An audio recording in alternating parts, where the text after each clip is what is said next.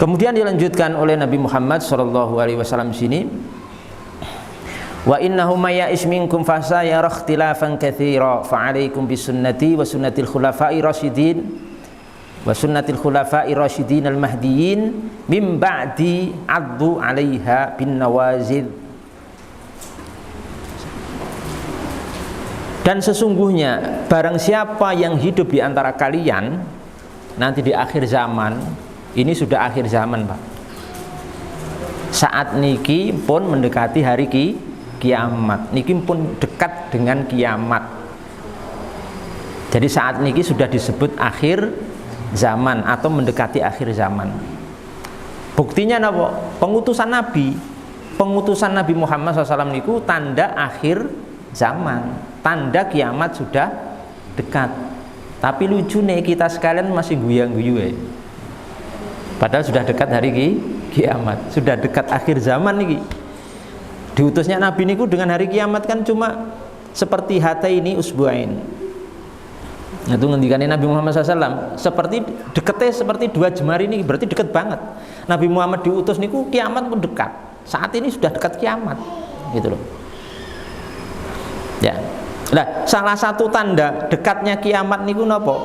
Bahwasanya seorang yang hidup di zaman itu dari kalian umatku fasayara ikhtilafan katsira, maka dia akan melihat perselisihan yang banyak, perbedaan-perbedaan yang banyak, perselisihan, percekcokan, permusuhan yang begitu banyak. Dan itu pun enten sekarang ini. Jadi energi umat Islam niku terbuang sia-sia. Banyak hal positif yang membutuhkan energi kita, pikiran kita, waktu kita, gitu, energi kita, lisan kita, tangan kita itu dibutuhkan oleh umat Islam yang dalam masalah-masalah yang lebih aham, lebih penting. Umat Islam sing belum sholat ada nama mboten? Bukan ada atau tidak, banyak Pak, masih banyak banget Muslim Pak, tapi nggih mboten sholat. Nek Ramadan ya ndak puasa, maksiat jalan, gitu. Masih seperti itu. Lah kok kita malah ribut mawon, ya, berselisih dalam hal-hal yang nggak perlu sebenarnya diperselisihkan dan dipermasalahkan. Maka ketika itu, nah ini contohnya sekarang ini banyak perselisihan. Di saat seperti itu, napa fa'alaikum bisunnati wa sunnatil khulafa ar-rasyidin al-mahdiyyin, maka wajib kalian wahai umatku untuk berpegang teguh dengan sunnahku, sunnah Nabi, wa sunnatil khulafa ar-rasyidin, dan sunnahnya para khulafa yang 4 yang mendapatkan petunjuk dan hidayah. Sinten? Abu Bakar, kemudian Umar, Utsman, dan Ali bin Abi Thalib, khulafa al-arba'ah. Di saat itu, jadi di masa-masa fitnah seperti ini, kalau panjenengan kita sekalian mendapatkan masa-masa perselisihan, perbedaan pendapat, percekcokan di antara umat Islam, maka yang pertama kali kita lakukan itu kembali kepada sunnah Rasul Shallallahu Alaihi Wasallam. Dalam arti kembali kepada dalil Pak, pada Quran dan sunnah. Jangan hawa nafsu, tapi dalil. Sunnah Nabi Shallallahu Alaihi Wasallam. Sunnah Nabi itu ya ucapan beliau, perbuatan beliau, penetapan beliau, petunjuk beliau, dan lain sebagainya. Sunnah Nabi Shallallahu Alaihi Wasallam.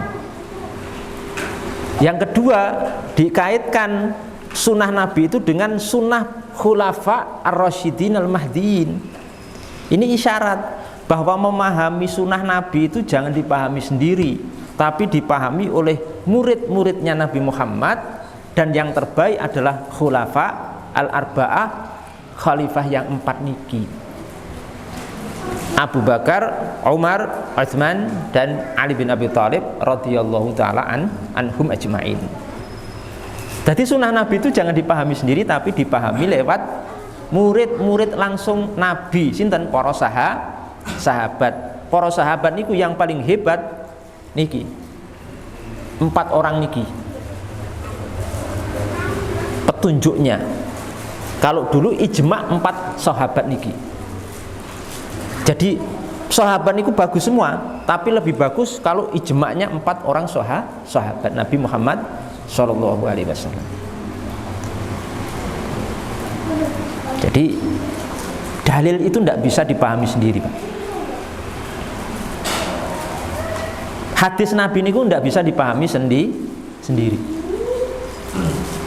Harus dipahami dengan pemahaman Nabi yang diwariskan kepada para sahabat.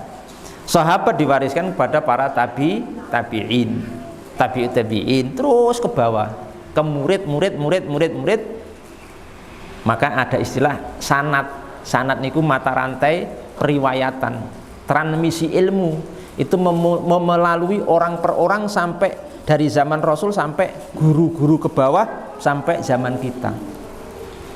Makanya belajar harus punya sanad. Jangan Fathul Jari, ya, bukan Fathul Bari. Fathul Bari kan sarah Sahih Bukhari, tapi Fathul Jari. Jari ini katanya cuma kila wakol, katanya dan katanya si anu. Kok bicara agama katanya? Tidak bisa, harus punya sanad, Pak, sampai Nabi Muhammad.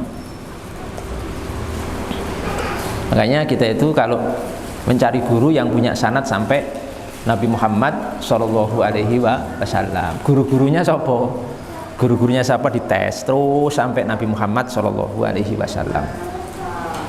Kalau semata-mata dalil, Pak, hadis Nabi, semata-mata ayat niku bahaya. Kula jenengan sing awam niki awam. Niku ndak bisa memahami sendiri, wong nggak punya ilmu kok. Bisa bahasa Arab dulu guys, petentang-petenteng. Ya. Ana thalibun. Hada kitabun. Baru bisa hada kitabun kok apa? Petentang-petenteng memahami dalil sendiri, hadis sendiri, dipahami Qur'annya sendiri. Tidak bisa. Makanya kata ulama napa? Wal haditsu madillatun illa lil fuqaha. Jadi hadis menika sesuatu yang menyesatkan kecuali di sisi para ahli fikih.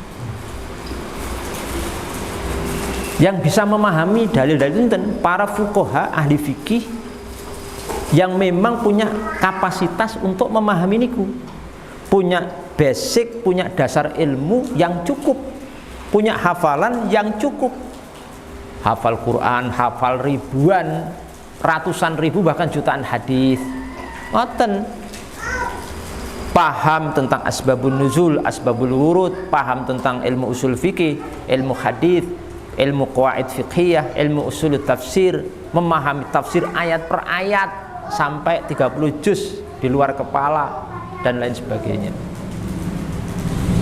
Nah, karena ada seorang ulama itu menyaratkan orang yang boleh menyimpulkan hukum dari satu dalil itu minimal menguasai dan hafal 600.000 hadis. Ada yang sampai 600.000 hadis. Ini ku plus sanate plus isine niku. Lah kula jenengan arba'ine bingung kok gitu. Arba'in Nawawiyah niku cuma 42 hadis niku. Sing hafal mung inamal a'malu binniat. Hadis pertama tok. Niku wae sampai belakang rada grodal-gradul. Ndak hafal banget. Lah kau mau nyimpulkan agama. Ya, makanya dikembalikan tadi ke napa? Khulafa Rasyidin iki lho. Makanya kan ada ngeten. Ada perdebatan ulama, Pak. Perdebatan ulama ini ngeten. Nek ada suami mencerai istrinya dengan 3 kalimat di satu majelis secara langsung niku jatuh 1 napa 3. Misalnya ya. Misalnya si A niku suami terus istrinya si B. Lah si suami si A niki mentalak istrinya ngeten. kamu tak cerai, kamu tak cerai, kamu tak cerai, langsung ping telu berurutan di satu majelis. Kamu tak cerai, tak cerai, tak cerai. Niku jatuh satu atau jatuh tiga. Nah, niku nek menurut 4 madhab, ulama 4 madhab, Hanafiyah, Malikiyah, Syafi'iyah dan Hanabilah, 4 imam niki sepakat jatuh pinten? 3. Bukan 1, 3 jatuh. Sepakat ulama 4 madhab. Tahu nggak sebabnya? Salah satu sebab ya, bukan satu. Salah satu sebabnya dasar niki napa? Dasarnya karena fatwane sinten? Abu Bakar, sahabat Abu Bakar. Ditelusuri Abu Bakar tuh fatwane disebutkan dari ulama itu di atas basirah, ilmu yang mendalam sekali. Saya telusuri ke atas itu apa di antara dasar 4 madhab ini sepakat jatuh 3. Ke ujung ternyata sampai Abu Bakar, Pak. Yang Abu Bakar itu dipuji oleh ulama lain bahwa dia itu bicara dengan basirah, seakan-akan yang diucapkan itu koyok-koyok wahyu, seperti, tapi bukan wahyu, hampir-hampir kayak wahyu gitu loh. Itu contoh. Ya, paham betul nih? Paham gak?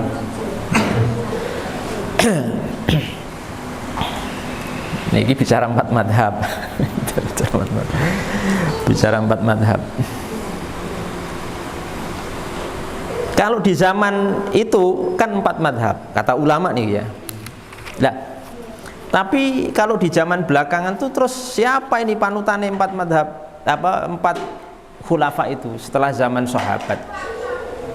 Kata para ulama itu disebutkan di sini bahwa taklid kepada khulafa al-arba'ah niki, 4 khulafa, 4 sahabat niki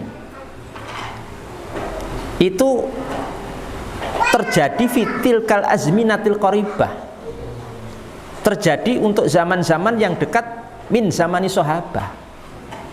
Zaman sahabat kan pun sekarang pun berapa ribu tahun? 1400 sekian ya, 1400 sekian tahun. Terlalu jauh, Pak. 14 abad lebih ya. 14 abad lebih, waduh. 1 abad kan 100 tahun. Kalau yang dekat-dekat dulu misalnya zaman tabi'in dia masih nginduk ke sahabat itu masih wajar, paling 100 tahun gitu. Nah sekarang kan 1400 tahun. Nah kata para ulama ya, beliau mengatakan ini anten kita belum, bukan saya yang ngomong. Amma fi zamanina, adapun di zaman kita sekarang ini, faqala ba'du a'immatina, maka para sebagian ulama-ulama kami, para imam-imam kami mengatakan la yajuzu taqlidu ghairi a'immatil arba'ati asy-Syafi'i wa Malikin wa Abi Hanifah wa Ahmada radhiyallahu taala anhum ajmain. Kalau zaman sekarang, zaman setelah jauh dari mereka, itu yang diikuti siapa? Tidak boleh taklid mengikuti selain dari 4 imam madhab. Sinten imam madhab yang 4? Imam Syafi'i, Muhammad bin Idris, Imam Malik bin Anas, kemudian Imam Abu Hanifah, Nu'man bin Thabit, kemudian Ahmad bin Muhammad bin Hambal. Niki 4 ini yang diikuti, ditakliti, Pak. Kalau zaman dulu sahabat lebih khusus lagi imam yang 4 tadi, ulama yang 4 tadi. Kalau setelahnya ini yang diikuti ini, dan 4 imam madhab ini semua generasi salaf. Hidupnya niku abad ketiga ke atas, Niku salaf, generasi salafnya abad ketiga ke atas. Niku yang kita ikuti. Karena mengikuti salaf yaitu. Nah untuk setelah ini nggak ada, nggak boleh.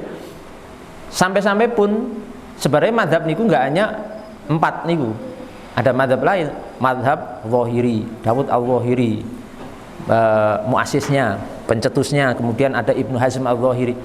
Tapi madhab itu sudah tidak bisa diikuti, Pak, nggak boleh. Tersisa nggih 4 madhab niku. Jadi ampun jenengan urip enten mriki ngikuti madhab Zahiri. Apa? Kamu apa Zahiri saya? Nggak boleh. Pun kadaluwarsa. Kenapa? Kitab-kitabnya enggak ada estafet generasi deh, pengarang. Ulama-ulama yang pun runtuh, pun putus. Regenerasi ini enggak jalan. Sing tetap eksis cuma tinggal 4 mazhab niki.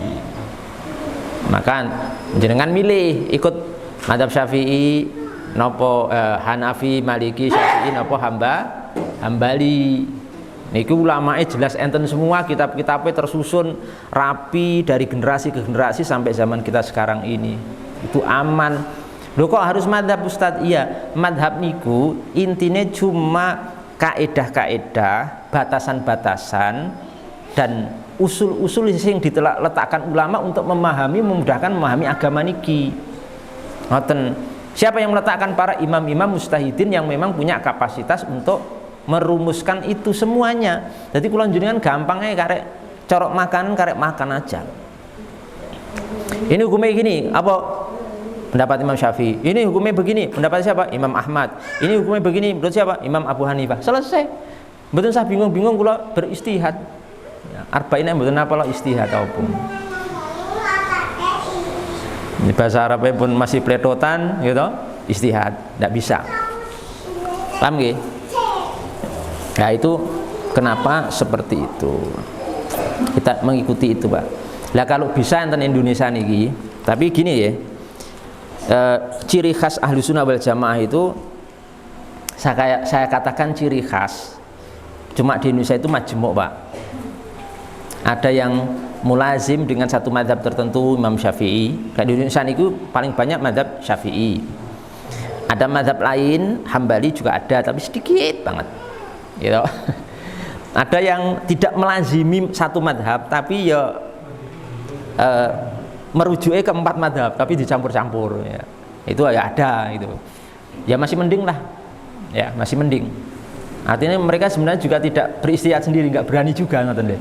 Ya, misalnya Muhammadiyah itu enggak fokus satu madhab, tapi 4 madhab, ya campur-campur, ambil ini, ya mending, masih mending ini, tapi masih koridor ini, masih aman.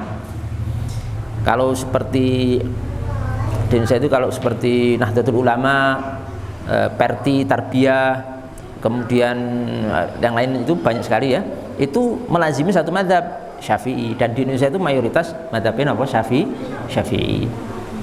Nah seperti ini tidak apa-apa ya, tapi yang ideal sebenarnya melazimi satu madhab tertentu, kemudian nanti kadang ngambil dari pendapat luar madhab, memang dibutuhkan untuk itu, tidak masalah. Makanya yang penting apa? Yang penting apa? Yang penting rukun. Ora usah cekcok ribut mawon ya. Yang penting rukun. Penting niku. Mazhab Ahlussunnah niku cirine ngeten, kula paringi ciri. Nek akidah niku ada 3 mazhab. Akidah niku enten mazhab ya. Mazhab pertama niku Asy'ariyah wal Maturidiyah wal Athariyah. Asy'ariyah niku imamnya Abdul Hasan Al-Asy'ari. Kemudian Al-Maturidiyah niku imami Abu Mansur Al-Maturidi. Kemudian Al-Athariyah niku imami Ahmad bin Hambal rahimahumullahu jami'an. Niku mazhab akidah Ahlussunnah wal Jamaah. Siapa yang mengatakan? Bukan saya. Banyak ulama, diantaranya Al-Imam As-Saffarini Al-Hambali dalam Lawami'ul Anwar. Ahlussunnati wal Jamaah thalatha sebutkan tadi. Imam Murtadha Az-Zabidi dalam Ithaf Sadatil Muttaqin, okay? Dan sebagainya. Nek fikih 4, Hanafiyah, Malikiyah, Syafi'iyah dan Hanabilah. Nek bidang tasawuf nginduke kedua, Imam Abu Hamid Al-Ghazali dan Imam Junaid Al-Baghdadi. Abu Hamid Al-Ghazali itu disifati oleh Al-Imam Al-Iraqi dalam tahqiq beliau kepada Ihya Ulumuddin sebagai mujaddid abad ke-5. Ini rambu-rambu ini mawon, wis aman niki. Nek derek niki pun aman. Makanya ampun menyempal, Pak, bahaya. Nek ampun menyempal dari niki bahaya. Disebutkan dalam sebuah hadis riwayat Ibnu Majah, Nabi SAW bersabda ngeten, inna ummati la tastami'u ala dhalalatin fa idza ra'aitum ikhtilafan fa 'alaikum bisawadil a'dham. Umatku niku tidak akan pernah bersepakat di atas kesesatan, maka apabila kalian melihat perselisihan yang banyak, maka fa 'alaikum bisawadil a'dham, kalian tuh ngikuti kelompok mayoritas. Di Indonesia itu mayoritas nggak ahlu sunnah. Nahdlatul Ulama niku ahlu sunnah. Muhammadiyah ahlu sunnah mboten? Ahlu sunnah. Muhammadiyah ahlu sunnah. Nahdlatul NU, Nahdlatul Ulama, Muhammadiyah ahlu sunnah wal jamaah. Kemudian ini derek niki ataupun Al-Irsyad sing asli. Al-Irsyad ini pecah jadi dua. Al-Irsyad sing asli yang qadim, yang dulu, terus setelahnya ini pecah. Ya jangan ikuti pecahannya, tapi yang asli, yang awal. Sekarang ustadz-ustadz Al-Irsyad yang asli, yang murni, yang dulu mulai bermunculan, ya ikuti yang ini, ampun yang pecahan. Oke. Kemudian Dewan Dakwah, kemudian mulai Persis, Persatuan Islam, atau mungkin apa? Jamaatul Tabligh, Ahlus Sunnah nih, gimana? Ahlus Sunnah dan lain sebagainya. Nah, ikuti nih as-sawadul a'dham, jangan nyempal ke pemahaman-pemahaman yang berbahaya. Imam Asyuti, sedikit lagi, Imam Asyuti rahimahullah ta'ala mengatakan as-sawadul a'dham niku napa? Jama'atun nas wa mu'dhamuhum, muslimin yang paling banyak di Indonesia, di dunia, mayoritas mereka alladzina yastami'una 'ala suluki al-manhajil mustaqim, orang-orang yang menapai jalan yang lurus, yang lurus. Rukun iman, rukun Islam merujuki kepada Quran, hadis, ijma', qiyas, kepada sahabat, mengakui imam-imam para fuqaha ahli madhab yang 4 dan itu rambu-rambunya ngoten. Paham nggih? Rambu-rambunya seperti itu. Kalau LDII, lembaga dakwah apa? Lembaga dakwah, Dewan Dakwah,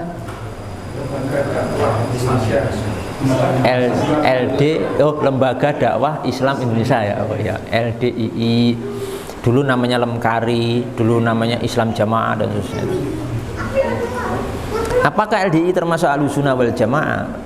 Mohon maaf, ini karena yang saya ditanya, ya saya jawab sesuai ilmu saya. Saya jawab, tidak masuk. Tapi masih Muslim. Nanti terus jangan dipotong nih ceramah kulo. Wah Ustadz ngafir ke LDI, mboten. Mereka masih Muslim, tapi tidak masuk rumpun ahlu sunnah. Kenapa?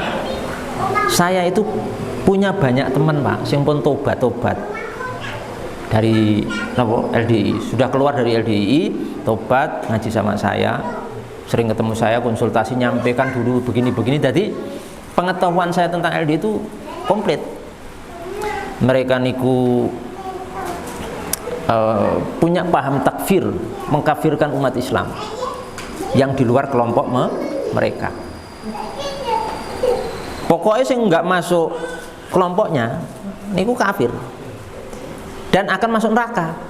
Nah, mereka menerjemahkan dan memahami hadis bahwasanya umat Islam akan terpecah menjadi 73 golongan, yang 72 masuk neraka dan 1 masuk surga niku, 1 niku nggak ada ini.